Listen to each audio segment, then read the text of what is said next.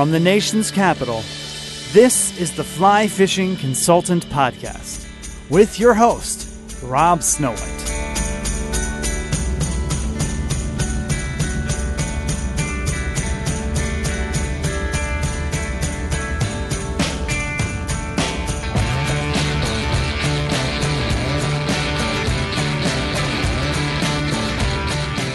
This is the Fly Fishing Consultant Podcast. My name is Rob Snowhite. For the next hour, I'm going to be your host. I want to give a quick shout out to my roommate from college, Gary Willis.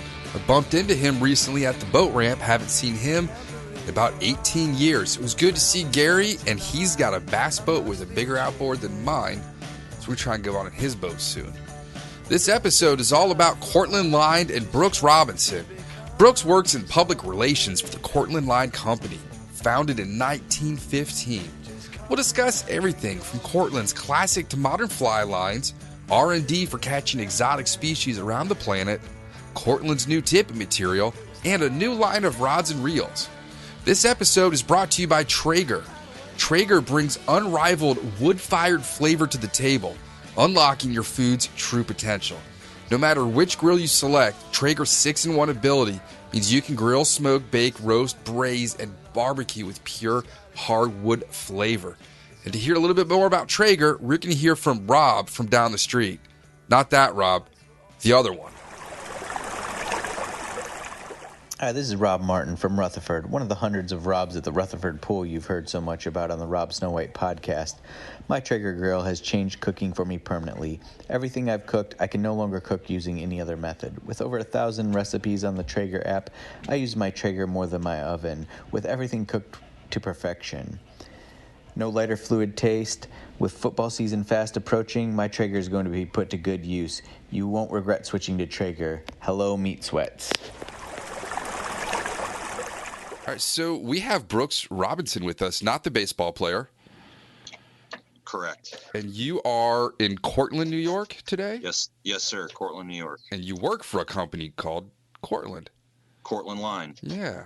For those who've never met you, say at a fly show at the booth, what's your celebrity doppelganger? My celebrity doppelganger? People ever tell you look like somebody? Because people Google Brooks Robinson, they're going to come up with the Oriole. Yeah, he's an old school baseball player from like the 80s. I was a third baseman. I think he's a Hall of Famer, actually. I do have 10 or 12 of his baseball cards. I have his autograph. However, I played lacrosse in college, so I got a lot of crap for having that name playing lacrosse. But growing up in central New York, you really don't have a choice but to play lacrosse. So as far as a doppelganger goes, is that how you say that? Doppelganger. Doppelganger? You know, yeah, years ago, but then the last 3 years I lost all the hair on my head. So anybody that I looked like 3 years ago, I don't look like them anymore. Lex Luthor? Yeah, something like that. You know what? When I have no hair on my head here in about another 18 months, maybe someone will say I look like somebody different. You're going to get colder now up there. It's, you know, I'm used to it. I've been living up here for 32 years. You just get used to it. Right. So what got you into fly fishing? Fly fishing. So I grew up on a small lake in upstate New York. Always grew up spin fishing, crappie fishing, bass fishing, whatnot. But my grandfather was the head football coach at Cortland State, and he was always into fly fishing. There was always fly gear laying around. So, just ended up picking it up, when I was a young teenager. And then I would always go to the Salmon River with my father, and I got really into fly fishing through high school, just going up there for salmon and steelhead. And, just transferred back to the lake that I grew up on. And it's just, man, there's so many different parts of fly fishing that interest me. And it's always different depending on the species you go after, depending on the rivers you go on.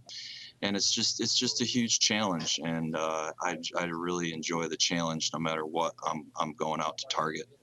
So the word at the bar down here in Virginia yesterday was the salmon have entered the river. Yeah, so there's always a couple fish that come in early, and it gets everybody fired up, and rightly so, because it is an incredible place to be when it happens. But yeah, there was a customer down in the private section on the lower end of the river, caught one, I think it was August 11th, and then he went back the next day and caught another one. So it's, every year we get onesie twosies to start off, but the weather's cooled off here a little bit. The nights are a little cooler. We really just need, a little bit more time, some more crazy wind directions on the lake, and a pulse of water to grab that first group of fish that wants to come up. We've had a super dry summer. After 2 to 3 years of absolute rain, it hasn't really rained here in about 3 weeks, so it's really crunchy on the ground. The streams are trickling. There's not a whole lot of water coming over any dams around here. Right. You guys gotten any rain? It's been ideal, actually. The rain we've gotten has helped things stay up as far as the reservoir levels for the Salmon River, and also for the tailwaters down on the Delaware. We had a really good spring with rain, so it kind of carried into the summer. There's no issues of drought going on here. I'd say it's on par. Everything, the grass is green, nothing's bone dry, so it's pretty normal, to say the least. I'm not complaining that I haven't had to mow the lawn in 2.5 weeks. Yeah, I just, at this point, I'm just keeping the weeds down out of my yard. The grass stopped growing back in July, but yeah, it's definitely a treat being a homeowner, trying to manage the grass, working full time, and being on the road. So I hear what you're saying. Yeah, and so you mentioned you went to school up there. Have you always lived in the central western New York area? Yeah, actually, I was born in Cortland, New York. I grew up about 10 minutes north in Tully, New York, on a small lake. I went to school in Syracuse to Onondaga Community College and Lemoyne College, and then I started working for Cortland almost right out of college. So yeah, I'd say for 32 years I pretty much lived in the same place. And Cortland's got quite the history. Do you want to go over some of that for people that don't know? Just small business and how they've changed fly lines, which most people might not be aware of. Yeah, so Cortland was founded in 1915 as a sporting goods company, but then for World War II, all the braiders that we have here at the Cortland facility started supporting World War II with parachute rope, bomb cord, candle wick, shoelace, bootlace, and then after that was over, they switched back to sporting goods. So we've been making braided silk fly lines and our own cores, really right through 1915 and on. So the braiders were really how it started, as the braided silk lines go, and then with the advent of the PVC lines and the tapered PVC lines, through the 50s and 60s, right up through, the new higher quality lines that we started to build in the 70s and 80s with the Peach and the SL, the clear camos, and right through the 90s and all the way up till now with liquid crystals and clear floating fly lines. And it's evolved over 100 years. Really it started, back in World War II with the war and all the effort that they had put in with the braid, and switching back over to the sporting goods side with the fly line and the braided fishing line. And the 444 line has pretty much been on the market for 50 plus years now? Yeah, 50 plus years, probably close to 60. But yeah, that has been a staple for Cortland for a long time, and just really built on quality, performance, and we haven't changed anything with that, and people really appreciate the high floating true line size and durability, and that we've obviously prided ourselves on that for a long time as well. And how do you develop your lines? I'm guessing you get to go out and fish a bunch. But there's trends now with two-handed casting, so you guys are figuring and developing that out. Do you have a lab where this gets thought up? Yeah, absolutely. We have, our front office here where I'm located right now in the plant sits on the other side of the wall for me. We have a great product development team here at Cortland, and we really rely on a lot of our advisors and our ambassadors that are, all over the world and all over the country. But you're right, as far as trends goes, two-handed fishing, Euro nymphing, streamer fishing, and then all the different species that people are targeting, in the jungles and in saltwater. Man, some of these trends, they're hard to keep up with, but they're really fun to build lines for. Stuff like bigger cores, stronger cores, that can withstand the pressure of some of these really big fish that these guys are going out and targeting, right down to the really small stream stuff for grayling and, into the Euro stuff. It's a variety of things that guys are getting into now, but it makes it a lot of fun to develop products for. And you get to meet a lot of cool people in a lot of different parts of the world along the way. So there's a lot of the Euro nymphers that listen. Can you explain to the non-Euro nymphers the dynamics of what that line is and how it's developed and how it's made for that type of fishing? Yeah, really, the Euro nymph fly lines, we really build them to be small, thin, and just basically built without a lot of grain weight. Your standard lines, your weight forward 3s, 4s, and 5s. There's a lot of grain weight when that's out of your rod tip. And what that does is it creates sag. And the Euro nymph lines are super light. Most of them are level. They're very thin, down to 22 thousandths of an inch. And what that does is it eliminates the sag, and it helps you come in contact with your flies much more effectively than a regular way forward line. So you'll be able to detect bites much easier. And really, it helps the whole process of tight lining and being in contact with your nymphs. So it's much different, than your standard weight forward lines and the whole technique and the application. But man, is it a lot of fun to catch fish Euro nymphing. It's definitely a numbers game. It's not for everybody, but we love doing it. And it seems that the whole U.S. market and Euro market, it's really catching on, and it's a lot of fun to be a part of. Now, what about some of those big jungle lines? What are they designed to do? The jungle line, first of all, it's got to withstand the heat, so you have to build a harder, slicker line that's not going to get soft and wilt on you in the heat.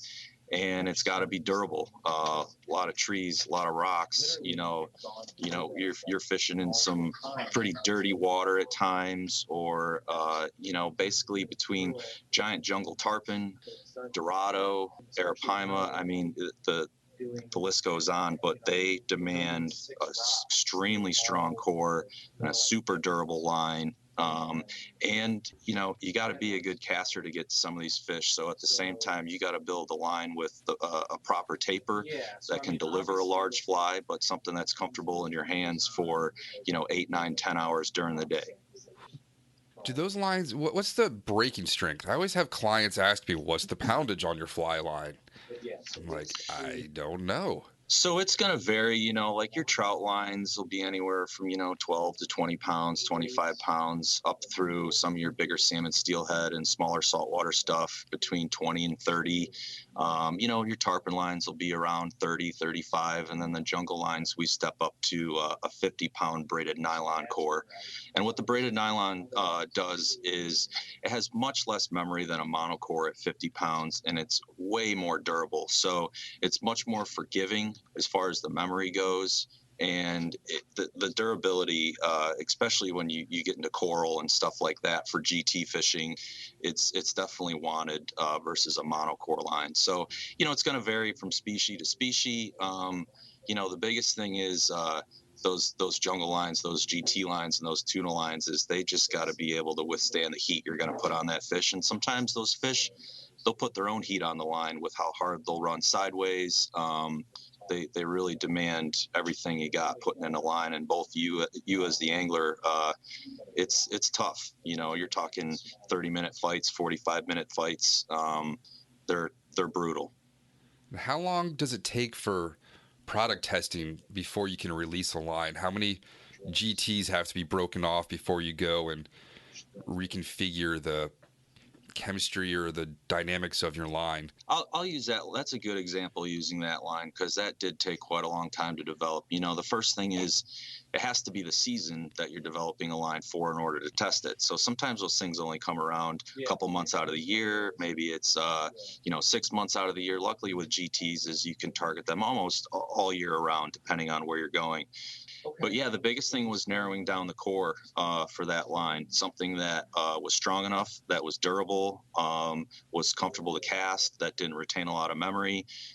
We have a great crew and relationship with the Alphonse Island guys, Keith Rose, Jocko, guys like Devon, and those guys are just extreme on their gear. So, when we built that line, we really relied on those guys being in the middle of the Indian Ocean to put it to the test, and that they did for, a good 6 to 8 months during their one season. We really, that line takes probably close to 18 months to really dial that thing in, but they were an instrumental part of putting that together. Sometimes you get lucky and lines come together much quicker than that. Sometimes it takes longer than that. Really depends on what you're aiming for and what you're trying to do. That line had a lot of specific features that we had to hit, and luckily we did that, and it's done extremely well for us. If you got a good advisory team and a good field testing team, it makes life a lot easier, and we really rely on those guys. Have you ever had a report from the field where somebody used a fly line for something out there in the middle of the Indian Ocean where it wasn't intended? I've used fly lines for shoelaces before. Has anybody had to repurpose them for some kind of survival thing? Got you some crazy stories? Not that I know of, but I have one myself. I really wanted to keep a fish one day on the Salmon River. As crazy as that sounds, I was younger. I just started working here, and I didn't have a stringer. But my fly line was so beat up, I said, you know what, I'm going to cut the back end of this fly line off and use it as a stringer. I brought it to the fillet station, and the guy said, that's the most expensive stringer I've ever seen. I'm like, you have no idea, dude. So, no, nobody else but me personally, yeah, that was kind of a bonehead move to keep a fish and then not have a stringer to haul it out about a quarter of a mile. So I don't keep fish anymore because I'm tired of keeping them. It's an option if you're in a pickle. What about the clear lines? How did that get developed? I know there's some trade secrets, but I've got one of the liquid crystals, and it's pretty awesome. Yeah, those lines are incredible, and they've done really well for us, especially down in Florida, for the tarpon fishing in the Keys. Those fish are just extremely tough. They're extremely spooky. They've been fished to a lot, and they're old, man, and they're just smart. So developing a clear floating fly line, even for that area was extremely important. They're built out of polyethylene. Most of our lines are built out of PVC, but the clear liquid crystals are built out of polyethylene. They're extremely durable. They're gin clear.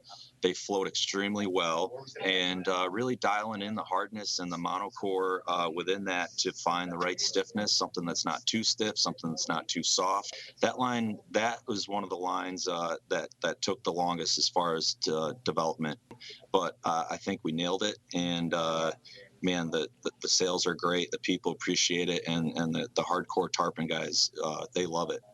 But it really transfers over all the way in through, the winter redfish when the water gets cold and the water gets clear, the fish get spooky. Does really great for redfish, bonefish. We use it up here, the flats for striped bass and Cape Cod and the Long Island Sound. Up here in the summertime, 75, 80, 85 degrees. It's perfect for that tropic style line. So it has a lot of uses, outside the saltwater stuff, but that's really what it's geared towards, and it does really well for us. Has anyone ever complained that it could be too clear? Yeah, all the time. And I'm worried I'm going to be cutting part of my leader, and it's the fly line. No, it is extremely clear, and a lot of the guys, they say they can't see it, and listen, it's not for everybody. The most important thing you have to understand with most of your saltwater fishing is it's sight fishing, and even when you're tarpon fishing, you're bone fishing, you're permit fishing, you're seeing your fish and you want to see your fly land. You know, good anglers will see their fly land. They're never going to look at their fly line. For some guys, they really need to see the end of their fly line, and maybe that line's not for them. But, you know, the guys that are really dialed in, hardcore anglers that can see their fly land, they can see the fish react to the fly. That's the most important thing. So, yeah, we get that from time to time, but it's normal. You know, a full, clear, floating, gin clear fly line, it's just some guys want to see it and some guys don't. Yeah, I like to see it, except when I make that mistake, and that's why I always double check. I need like a second set of eyes before I'm going to cut a leader section.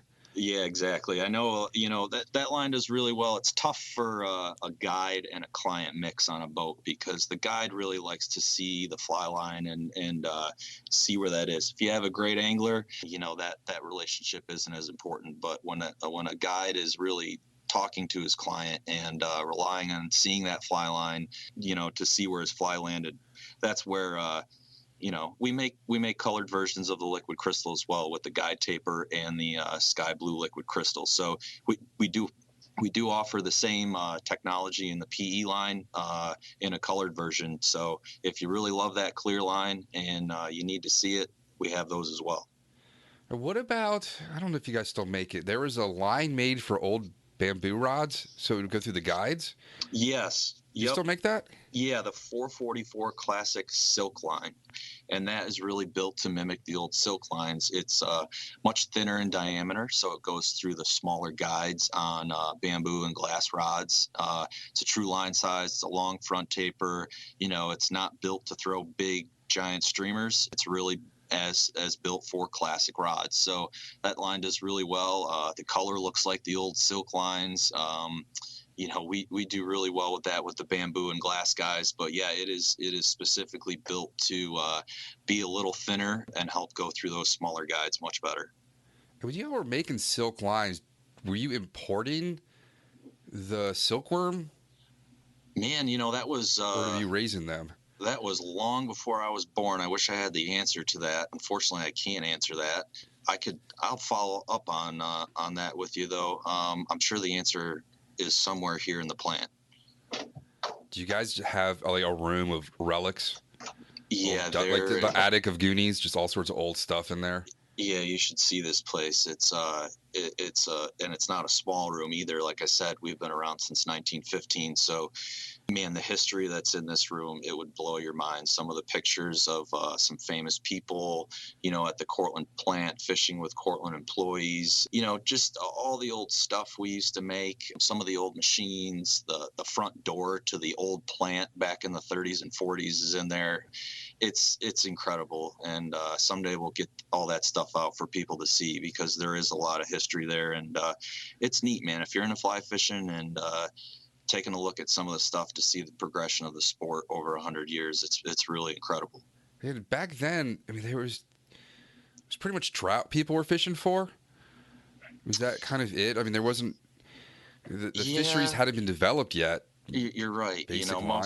most of it was trout, you know, some lake fishing. You know, some of those lines when they first started were level lines. And not that you can't cast a level line today, you know, some real basic stuff back in the day. And then once, you know, the saltwater fishing started taking off, lines, they just demanded more out of the lines. And it just, you know, really progressed from there.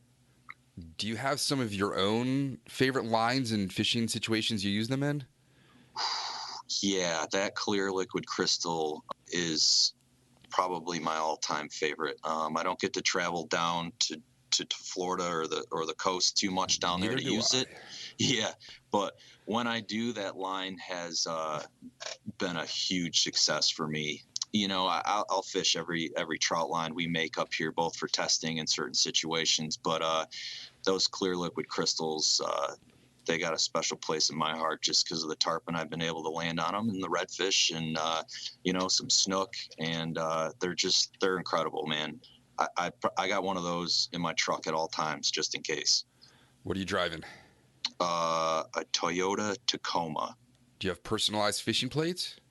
I do not, but they came with personalized fishing plates that said Fly Fish because the guy I bought it off with was a huge fish head pH fish head. Yeah, those went back to him. I'm not a personalized license guy. I do have a fish sticker on my truck that I'm not too proud of because everyone knows it's my truck. So I try to keep a low profile on that thing if I can. Yeah, you just don't want to advertise you've got expensive gear in your car. Yeah, that's especially with the places I park around here.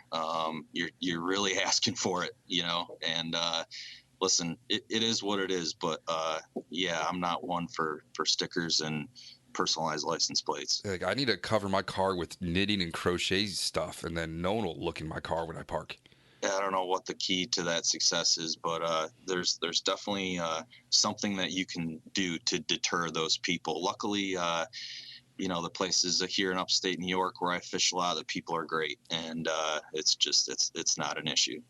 Do y'all have a body of water that you go test near? Isn't there like a stream that runs right by you?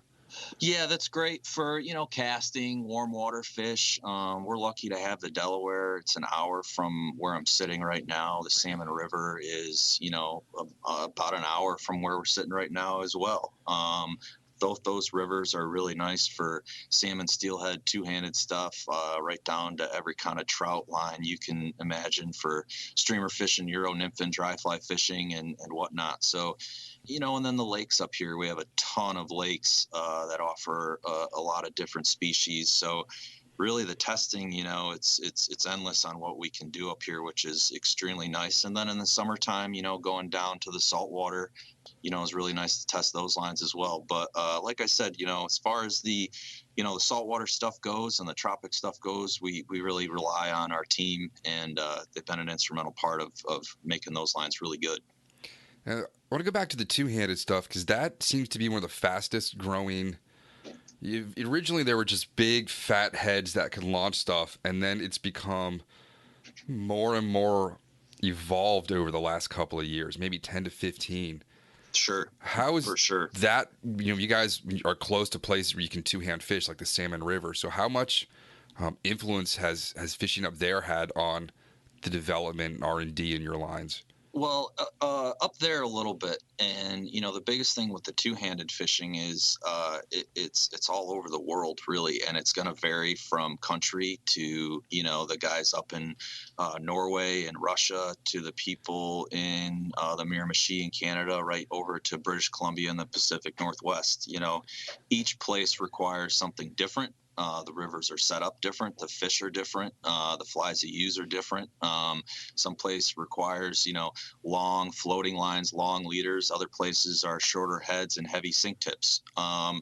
It's going to vary from place to place. And the most important thing is that, you really have guys in each one of those areas that let you know what is needed and wanted. So the Salmon River is nice. It's wide, it's slow, it's deep, it's fast, it's shallow. It's got really, everything it's going to throw at you. So you can test a wide range of two-handed lines up there. But that really has, a small part in what we do when we think about that application.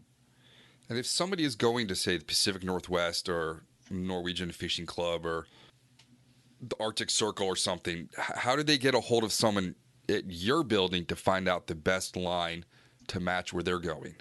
Do you have them contact the people there, or should they contact you? So if someone reaches out to us, we have people in those places that we'll set them up with. Really you want to use their expertise. They're there every single day. They live it and they breathe it. So, I always suggest reaching out to those guides and lodges. If they happen to get a hold of us for those, we'll set them up with those people in those areas. Things change from year to year in certain parts of the world and certain fisheries. So what worked last year might not work this year because they might be in a drought versus a flood. So it's going to vary and it's going to change every year. But yeah, we're lucky, like I said, to have a nice team, all over the world that we can help customers out with those types of questions. And you mentioned you had a beat up line that you used for a stringer. When should somebody replace the line and upgrade to something new?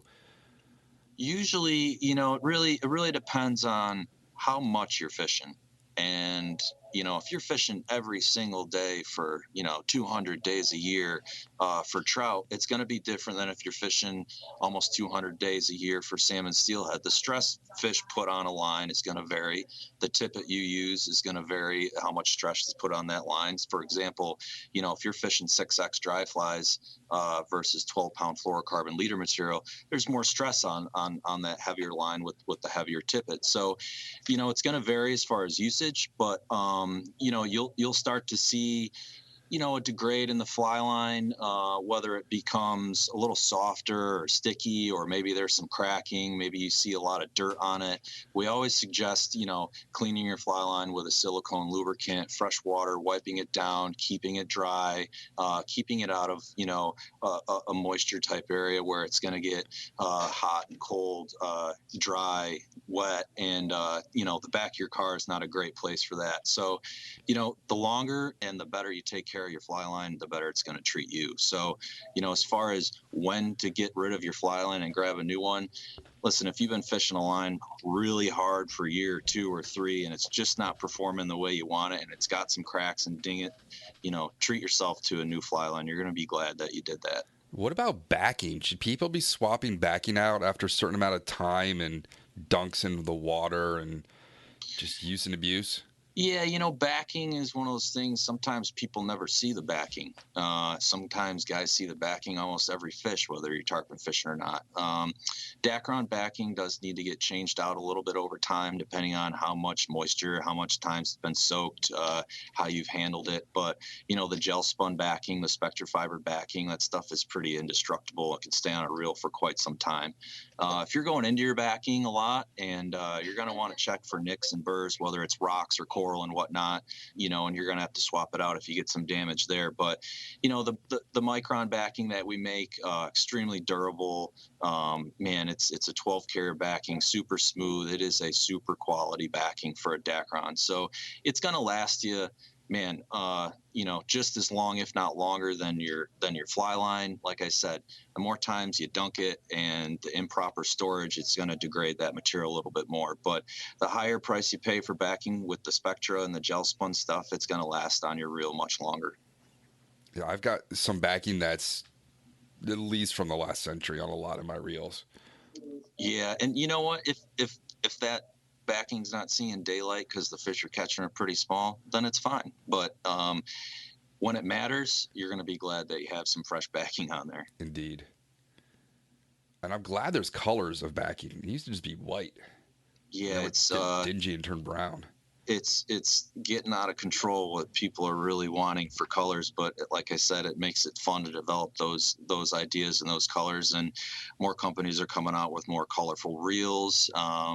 It's awesome, man, that people want to do up 2, 3, 4 colors on their reel, and we're all about it too. So whatever these guys want for colors, we're all about it. We have a new black micron backing coming out this year. A lot more black reels on the market today, and man, they look super slick with the black backing. What about glow in the dark backing? Is that possible? Ooh, that is possible. It's a good idea. Maybe we'll do that next year. I used to fish in the dark so often. Night fishing, even if you're, night fishing on the bridges down in Isla Morada with a fly rod, maybe a glow in the dark backing. Yeah, that'd be pretty neat, at least just to see it on your reel at night. Yeah. Whether you're night fishing for browns or whatever the species you're after. All right. Any line questions I should have asked that I didn't? Oh man, there's probably a million. What are some FAQs you get just at the booth that shows? The biggest thing is just like the weights of fly line, the grain weights of fly lines. Years ago, all lines used to be made AFMA standard at 30 feet. As rods progressed, they became faster. A little bit heavier fly line, but still called a 5-weight was kind of needed. And it's kind of all over the map now as far as what lines are what grain weight, although they're rated as a 4 or a 5 or a 6. It's just, we do a really nice job of listing our grain weights at 30 feet for all of our lines. And listen, some lines, your 5-weight, 6-weight, 7-weight streamer lines, They really require a little bit more grain weight to load up the rod in close to turn over a bigger fly versus, let's say, a true line size on a 3 or a 4 or 5 weight to deliver a small size 20 trico. There's just different uses, different applications for both, and it might be the same exact rod that you're using.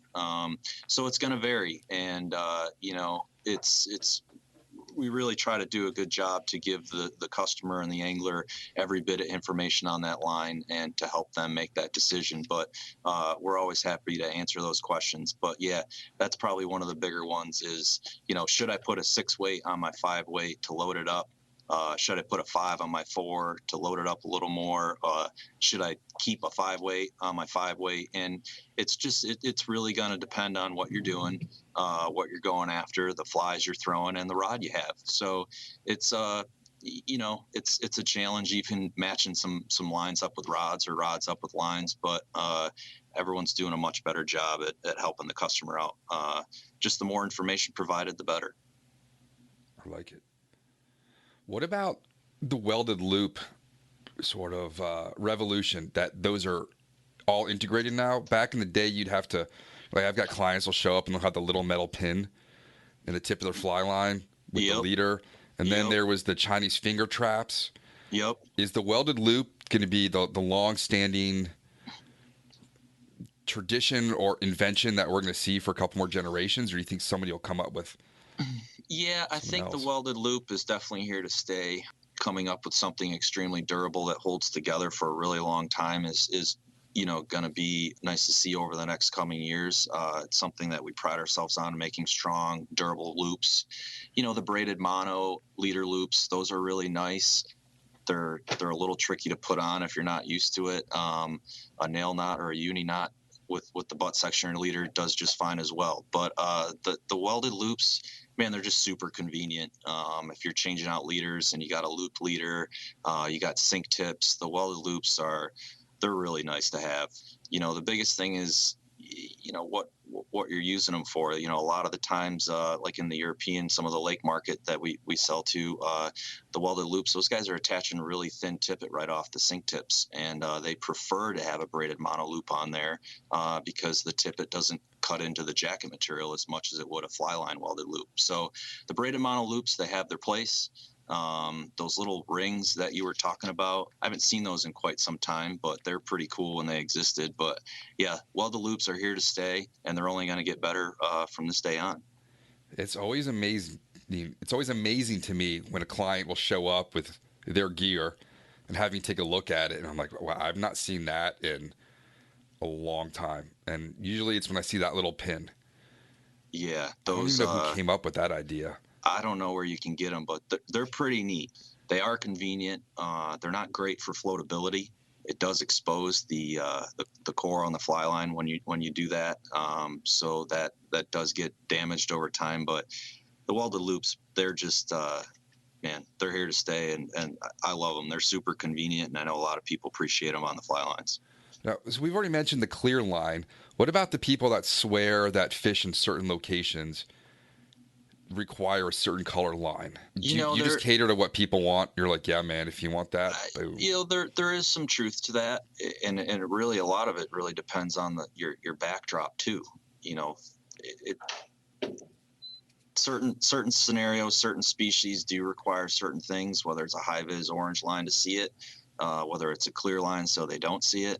I know the New Zealand fisheries really appreciate those more natural mute colors, olives and tans and whatnot. You'd be hard pressed to find an orange line slinging around over there versus some of the western fisheries in the Rockies. A lot of guys prefer orange lines. The fish just aren't as spooky. They want to see their lines, so it just varies from place to place, country to country. I know the Delaware River down here, the fish are, real spooky. They're real smart. A lot of guys like real natural olive moss colored fly lines. And it really depends on where you're going and what you're fishing for, what's needed and wanted. Right. I think that's it for my line questions. You want to talk about some of your leader material that you guys came out with the last year or so? Yeah. Ultra premium? Yeah, we got a couple great leader material products we've come out. The ultra premium fluorocarbon tippet being one of them. That stuff has just been incredible for us. It's a fluorocarbon that has a little bit more forgiving stretch to it than most. It's a little more supple than most. It's not as wiry.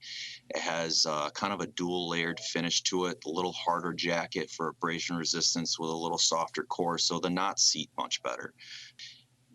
There's so much I can say about that tip. It's just done so well, especially in the finer sizes, the 5, the 6, the 7, and the 8X for dry fly fishing and Euro nymphing. With the nymphing, you're going to be down in the rocks. You're going to get a lot of debris down there. So that tippet's done extremely well holding up as far as abrasion resistance and right down to the knot strength with the real fine tippets with the 6, the 7, and the 8X, is awesome. And then right all the way up through, the 0, the 1, the 2 for streamer fishing. I use it for steelhead fishing, for salmon fishing. That stuff's been great. Comes in 30-yard spools and 100-yard spools, and we recently added the 01, 02, and 03X sizes, so even bigger, stronger than the 0X. So Very cool. Looking forward to that this year. And then could you use that for butt material? Yeah, you could. It's expensive. It's super clear. It's a pure fluorocarbon. I prefer to use it as bite guard where it really matters, both as the fish seeing your line and not seeing your line, and then abrasion resistance with teeth and debris and stuff like that. But yeah, it's a little thin for butt section. I think the 03 is 14 thousandths of an inch, somewhere in there. So that's still pretty thin for butt section. But for bite guard, like I said, in tippet sections, it's awesome. What about, it might be expensive, but for weed guards where you don't want fish to see mono weed guards? That's absolutely a possibility. That's a good idea too. A lot of those mono weed guards, mono isn't as clear as the fluorocarbon that we offer. Yeah, if that's the case, then that would be a good idea, especially in those larger sizes. Right. Do you guys still make the rim fly reels? We don't. Those have come and gone. I forget when those were discontinued. I think a little bit before my time. However, we just introduced a new reel this year called the Crown Series reel. It comes in a 3.5 and a 5.7. Those retail for $189 and $199. But those are brand new. We'll introduce those over the next couple months here, and then at IFTD out in Denver. Out in Denver, yep. Yeah, so I was supposed to go to Denver this week. And big client group this weekend, so no Denver for me. Probably won't make it to IFTD either. Well, I'll let you know all about it after it's over. I'll see the pictures. I'll have FOMO looking on Instagram. There you go. Yeah, I still got 2 old rim flies. Yeah, those are great. A lot of they're super durable. I still bump into a bunch of guys on the river sometimes that they still have those rim flies too. I've been fishing mine for 30 years. Yeah, we sold a lot of them over the years. Yeah, we still have my rod in a box. Both 2 of them actually. Really? Still have my Cortland rods. The tips don't match up because I neglected to take my rod off the roof of a car, and we drove off once, and someone ran it over, and the park ranger said, "You guys look like you're fishermen. Did one of you lose a rod?" She brought me the splinter tip, and I don't even know if I had to send anything in or just a check, but I got a new tip in the mail. They don't match, but I don't care. Hey, everyone needs a beater rod. Yeah, this was 95. Where we had one guy, it was a spring break senior year. We did it chill. We went camping. One guy sat on shore and just ate mushrooms while the other 2 of us fished. And it was interesting. And it was poured rain the whole time, so we had to drive into town to eat because we couldn't have any fires or anything because it poured. I don't even know if we caught any trout. Where was that? That was Elizabeth's Furnace. It's an old smelting place out in the Shenandoahs near Front Royal, Virginia. Okay. So because of that smelter, there's chunks of man-made obsidian just all over the place. You just find these chunks of sharp glass-like rock. And yeah, it's not too far from the Shenandoah River. I don't know why we ended up going there, but it was a good time. It was like the last camp out before we graduated. Sure. And that one guy he just sat there, crisscross applesauce, and just watched us fishing. I have no idea what was going on in his head, but he looked happy. So you guys also have a series of rods. Yes, sir. We have 2 series of rods. We have our MK2 series. That comes in a 10-foot 2, an 11-foot 2, a 10.5 3, and an 11-foot 3 in the Nymph series. And then we offer a 10-foot 6, 7, and 8 weight, more of an all-around and lake fishing style rods. And then we have the new Nymph series fly rods this year, which are offered in a 10.5 2, a 10.5 3, and a 10.5 4 weight. And those will retail for $299.95. And we'll be introducing those over the next couple months. And again at IFTD coming up here at Denver. When will those be on the market in shops? So those should hit in late fall. Nice. Yep. Those we're really looking forward to those. And Christmas. Yeah, and the best part is they balance extremely well with the new reels, and that's one of the biggest questions we get here with the Euro nymphing stuff is what reel do I buy to balance my rod? So we made sure that the new rods they offer a down locking reel seat, and that these reels we really dialed them in to balance. So for around $500 you're going to have a matching reel and a matching rod that balances perfect. So that was one of the biggest questions we get here on a daily basis with the Euro stuff. So you can get a rod reel line set up all together for less than per expensive high-end rod that might be out there. Yeah, Nice. Rod and reel for about $500, man, and you're really not going to beat this setup. It's awesome. We like I said, we used our team all over the country as far as redoing these rods, and we're just really looking forward to doing it. Again, the Euro nymphing stuff is really taking off. It's here to stay, and guys are always just looking for something better. I think they're really going to like this one. Very cool. Do you do a lot of Euro nymphing? I mean, you said I do, and that's actually how I really started hardcore trout fishing here at Cortland was Euro fishing. I didn't even know what an indicator or a bobber was until like a couple years ago. I was like, I got to try this like indicator thing. This looks kind of fun too. So I actually started really heavily with the Euro stuff right off the bat, and I love it. It transitions to a lot of different other things, jigging streamers. That whole setup is just ideal for catching fish, and it can be implemented anywhere that trout exist on rivers, whether in the Rockies, Eastern United States, Europe, grayling in Alaska, it doesn't matter. It's a fun way to fish, and if you like catching a lot of fish, I highly suggest getting into it. Yeah, there's no real water types around here where I would have utilized that by now. That's why I've never gotten into it. I'm doing warm water, lakes and ponds mostly, or shad fishing in the river. Yeah, the closest. Where did I go? How close are you to Maryland? Yeah, not far, like the Gunpowder. Yeah, that's the last place I fished in Maryland was on the Gunpowder. Euro nymphing is it's perfect for the Gunpowder. That river is set up really nicely for that style and technique, and what a cool place to fish too. I love it there. Yeah, we've had a podcast earlier that I still have not gotten the urge to go up there. It's not that far, but having a place in Colorado, I like to do my trout fishing out there. Sure, for sure. I'm very angry. If you could see my face right now, how my wife's packing all the stuff for her and my daughter to go out, and I'm staying. Well, we'll meet at the Gunpowder someday. Yeah, it's not that far. Traffic sucks, but right now it's August. With Congress being out, it's super easy. There's so many.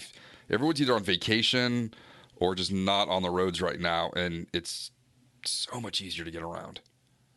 Yeah, we have a great shop in Arlington, Virginia. Richie. Saw Richie last night.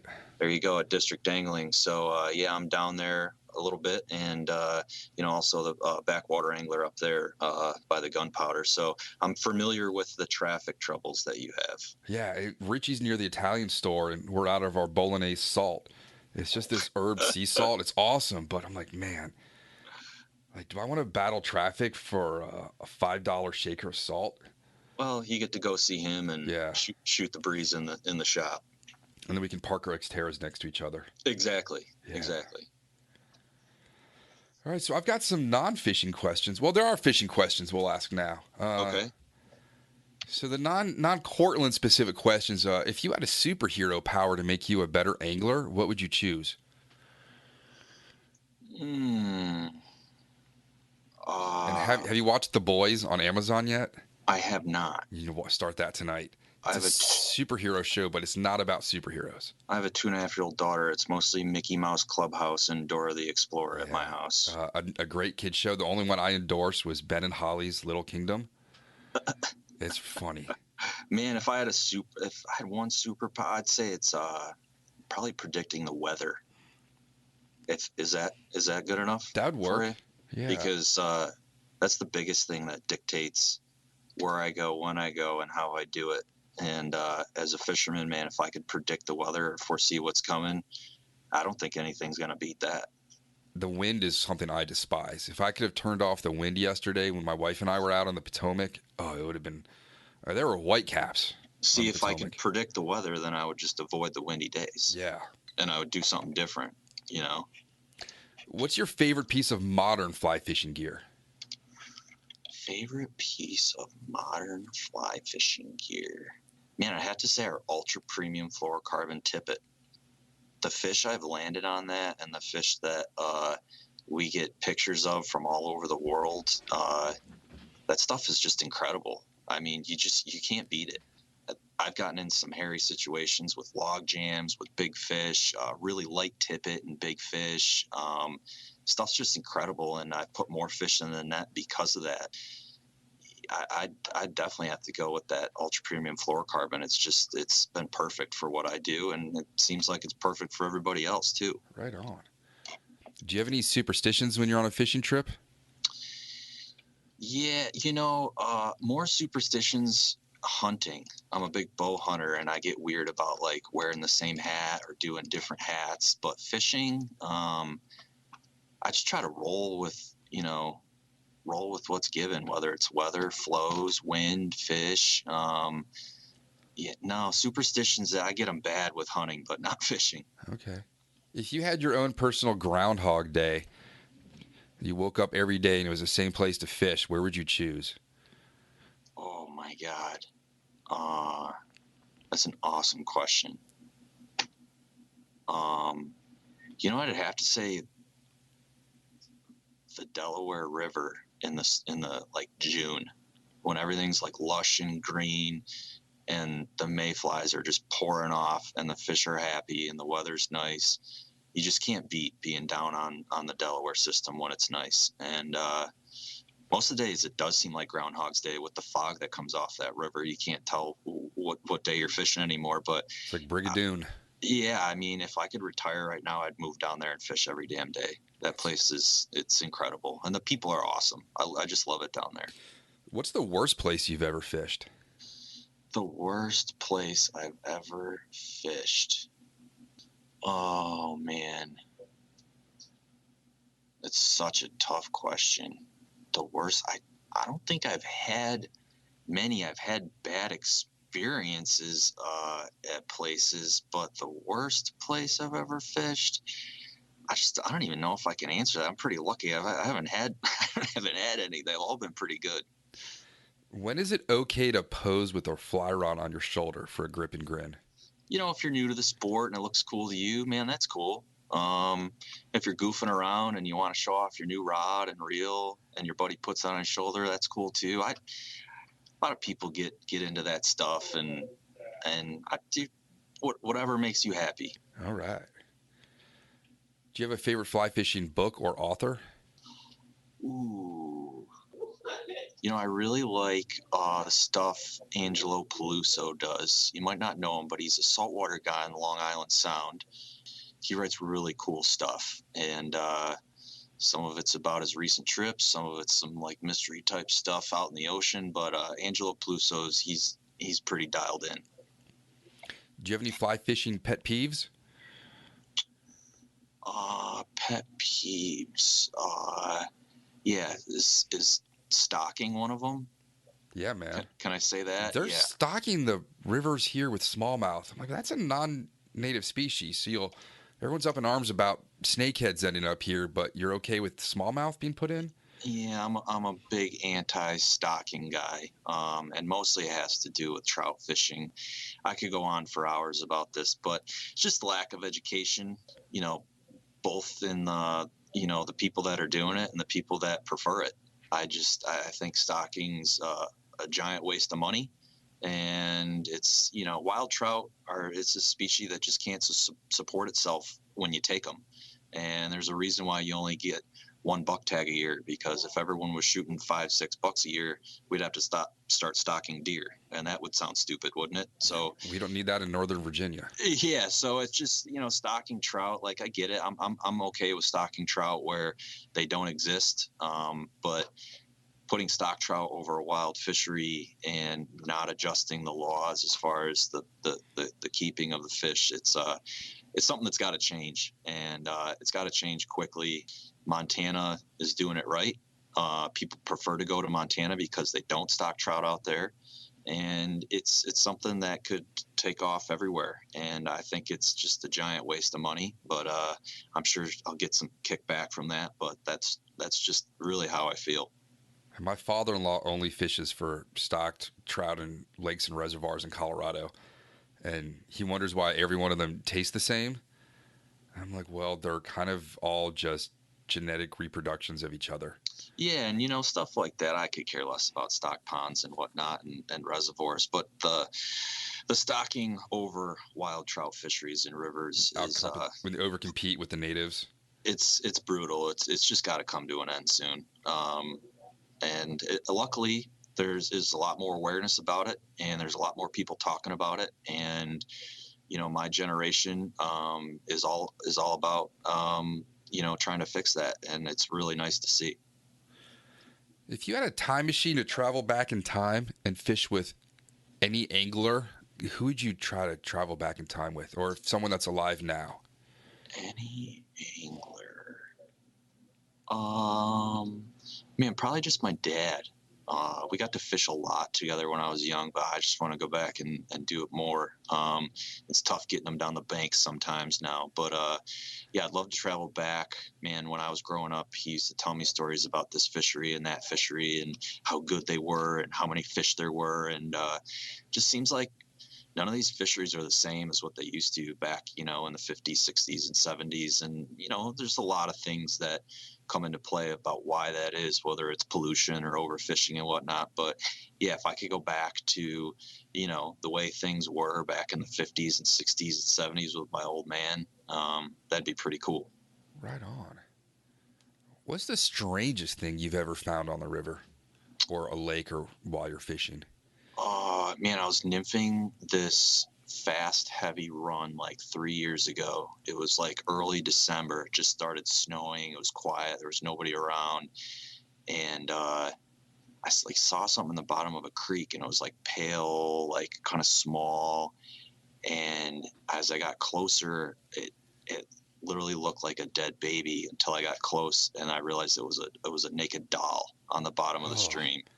Oh my And gosh.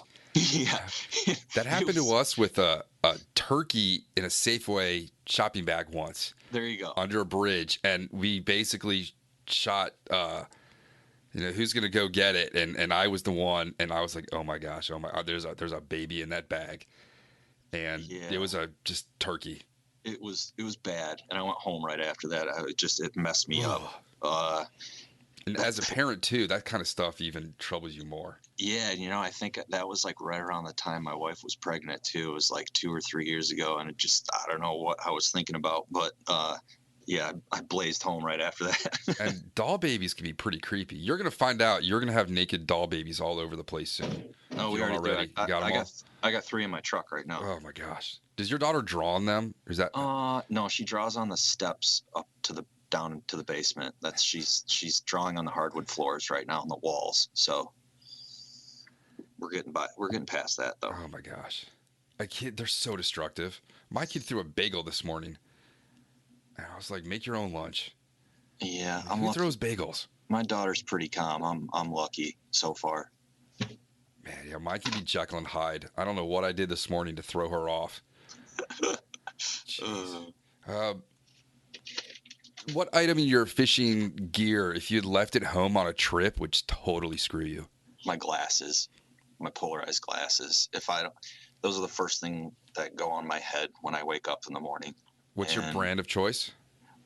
you know, I don't really have a brand, although I use these like $20 Flying Fisherman glasses. You ever heard of that brand? I have They like not. sell them at like Walmart or something.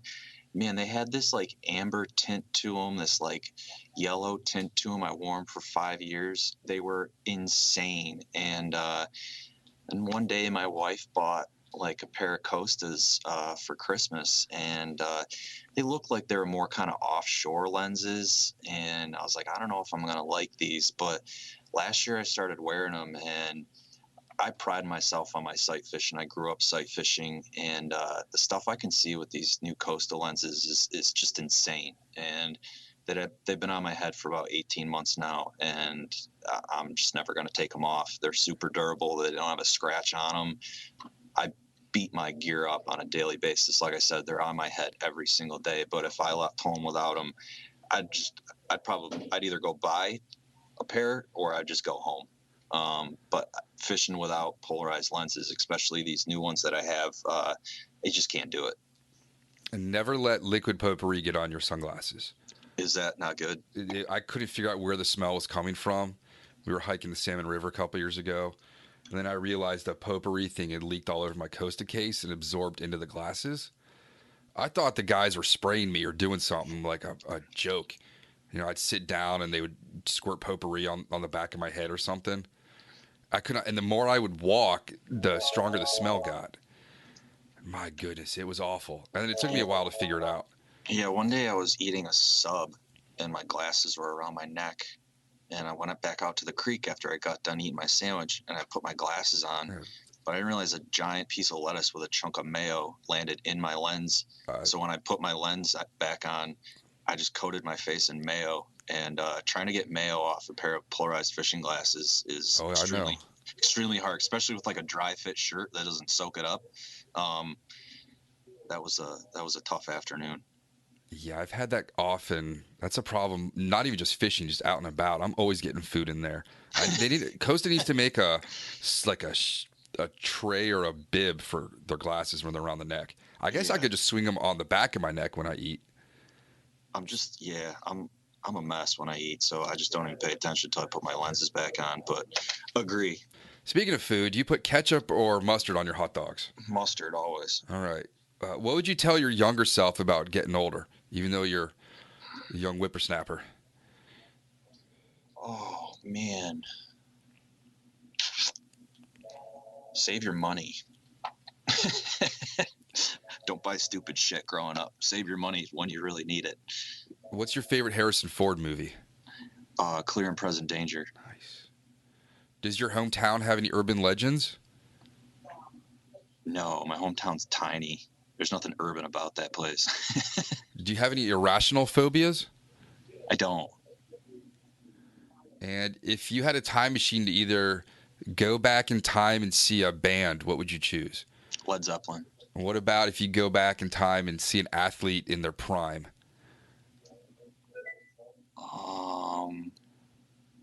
Maybe Jim Brown. Big Jim Brown. Jim Brown. He was a lacrosse player at Syracuse, too. I was thinking about the football player. That, too. But he did lacrosse. He was like an All-American in lacrosse. He was the man. All right. Where are you going to eat after a good day on the water? If you got a favorite spot, any body of water. Any body of water. One of my favorite is Long Doggers. That's down in Florida. They have a few locations. If I'm on the east coast of Florida, Long Doggers is great. There used to be this bar across from the Shahawken boat launch on the Delaware called Lydia's. It's since changed its names, but they got a chicken sandwich in there that's to die for.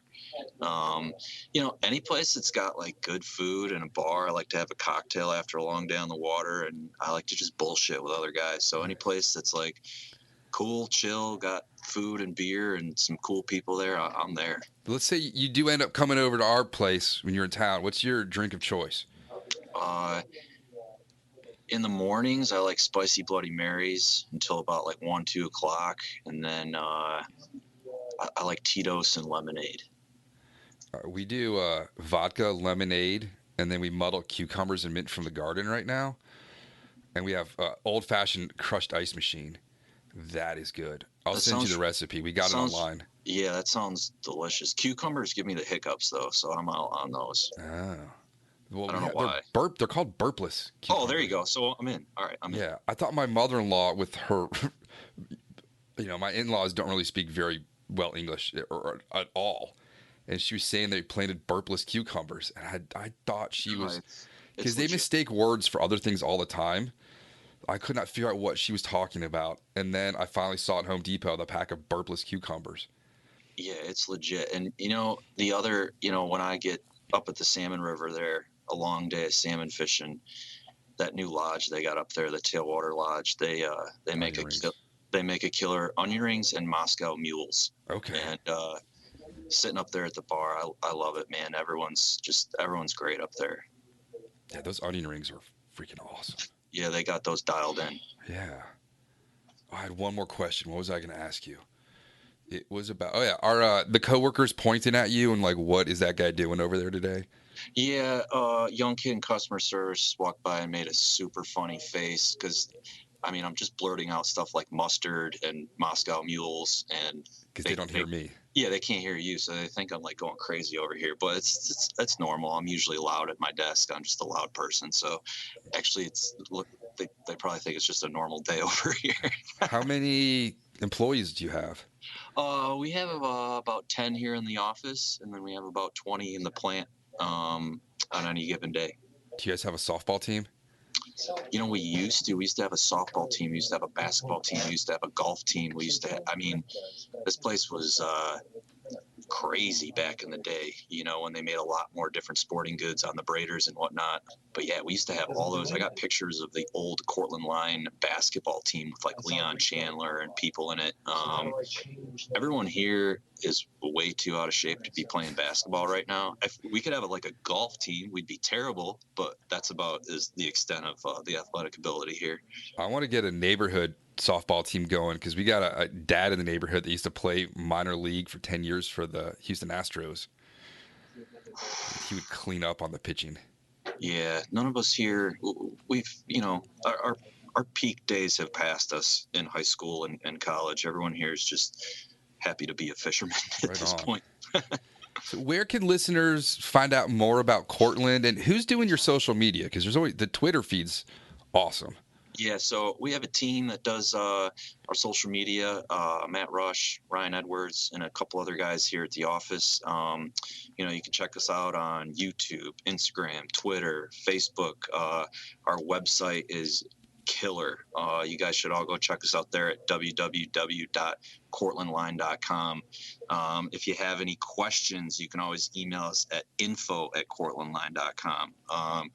We got a killer staff here. Everyone's super fishy. We're happy to help. And you can always give us a shout too. We're happy to talk fishing. Right on. Well, Brooks, I thank you for your time this morning, and I'm going to go do a little rain dance outside. We got some clouds rolling in. Yeah, man. I appreciate you having me on, and I look forward to hopefully we can do this again, talk about more cocktails. And well, let me ask you this: what do you prefer on your hamburger, mustard or ketchup? I don't really do either of those on a burger. I like good mayo. I wish tartar sauce was more available. Oof. That's a good one. Yeah. My wife used to make this Old Bay remoulade for burgers. But we're going to do, because we got the Traeger, so we're going to do pimento cheese burgers soon. I got one of those too. They're incredible. It changed the way we cook. Me too. It's unbelievable. Our food bill is insane because my wife won't stop buying crazy foods to put on that damn grill all the time. We were basically vegetarians. We ate chicken thighs once a week maybe, and now it's nuts. Yeah, I put some salmon my buddy gave me from Lake Ontario on the smoker the other day. Made smoked salmon. I got a nice bluefin tuna in New Jersey 2 weeks ago. We cooked that on there. That just, man, I love cooking food now. It's like my hobby. The word game changer is an understatement for what it's done to us. It's overused, but not for that. Yeah. Give Remick a Smothers a plug here with his Traeger grills. Absolutely, Remick. He was getting some shout outs from the crowd at Beer Tie last night. Good. One of his old coworkers was there. Good. He's a good guy. Remick stories. All right. Well, thank you, Brooks. You got it. And man. you can Anytime. go tell everyone in the office they can listen to this soon, and we'll find out what you were talking about with ketchup, mustard, and all these other strange things they were hearing. Oh, Jesus. All right, bud. Right on, dude. Hopefully I'll see you maybe this fall. I'll try and stop in on the way north. I'll be here. All right, dude. Thank you. All right, later, bud. See ya. Bye. Bye. Thank you for joining us for the Fly Fishing Consultant Podcast.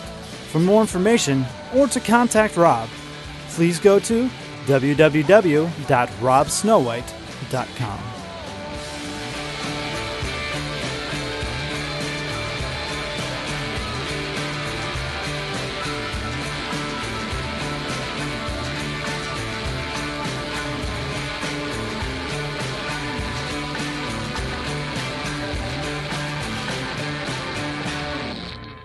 This podcast is brought to you by Freestone Productions at freestoneproductions.com.